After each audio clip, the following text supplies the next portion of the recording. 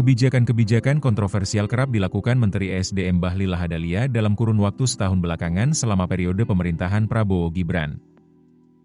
Berawal dari awal Januari 2025, Menteri ESDM Bahlil Lahadalia menerbitkan aturan soal pembatasan penjualan LPG 3 kg, sontak rakyat marah karena LPG tidak ada di pasaran. Karena salah kebijakan, antrean pembelian gas LPG 3 kg terjadi di mana-mana dan chaos. Namun, Menteri ESDM Bahlil Lahadalia masih bersikeras untuk menjalankan kebijakan pengetatan distribusi LPG 3 kg tersebut. Dia merasa sistem baru pendistribusian LPG 3 kg adalah langkah baru dalam sistem gas LPG 3 kg. Ada 3 hal yang membuat chaos. Pertama, penjualan dipengecer sejak 1 Februari 2025. Penjualan hanya boleh dari pangkalan resmi Pertamina ke konsumen. Kedua, pembelian pakai NIK. Mulai 2026, sedi pembelian gas melon akan diwajibkan menggunakan nomor induk kependudukan agar subsidi tepat sasaran. Ketiga, LPG satu harga nasional. Target 2026, sedi pemerintah akan menerapkan harga eceran tertinggi yang seragam di seluruh Indonesia. Namun, Istana buka suara dan Presiden meminta kebijakan itu dibatalkan. Hal itu kemudian yang membuat Bahlil mencopot Dirjen Migas Ahmad Mustasyar Patva 10 Februari 2025 dan mencabut aturan tersebut.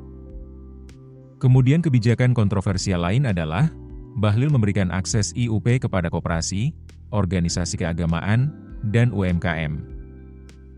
Aturan-aturan tersebut bisa menimbulkan ketidakpastian investasi dan memukul pelaku industri besar, serta berdampak pada dinamika ekonomi sumber daya alam.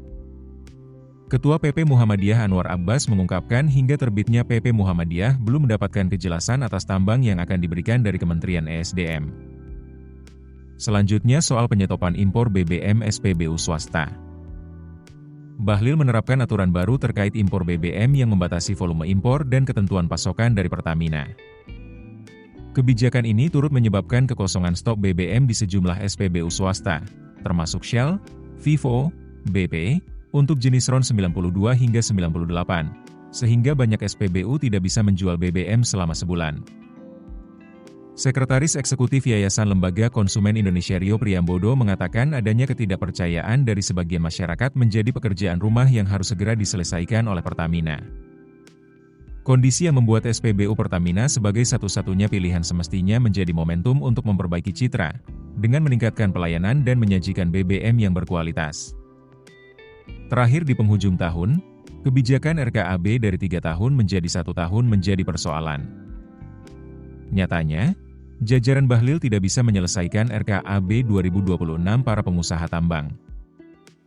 Hasilnya, mereka berhenti operasi lantaran RKAB 2026 belum keluar.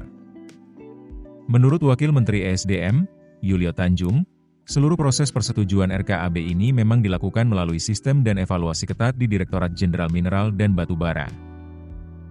PT FEL Indonesia Tbk menyampaikan bahwa persetujuan rencana kerja dan anggaran biaya tahun 2026 belum diterbitkan. Kondisi ini mengakibatkan Inko secara hukum belum diperkenankan untuk melakukan kegiatan operasional pertambangan pada saat ini. Manajemen Inko meyakini keterlambatan ini tidak akan mengganggu keberlanjutan operasional secara keseluruhan dan berharap persetujuan RKAB tahun 2026 dapat diterbitkan dalam waktu dekat. Direktur Eksekutif Pusat Studi Hukum Energi dan Pertambangan, Bisman Bahtiar, melihat keterlambatan persetujuan RKAB ini berpotensi menimbulkan kerugian ekonomi dan mencerminkan tantangan tata kelola di sektor minerba. Kondisi ini, menurut Bisman, menekankan pentingnya perbaikan tata kelola persetujuan RKAB untuk memberikan kepastian hukum, menjaga iklim investasi, dan memastikan keberlanjutan industri pertambangan nasional. Keputusan bisnis terbaik datang dari data, bukan tebakan. Mudah berlangganan Business Insight dengan subscribe with Google.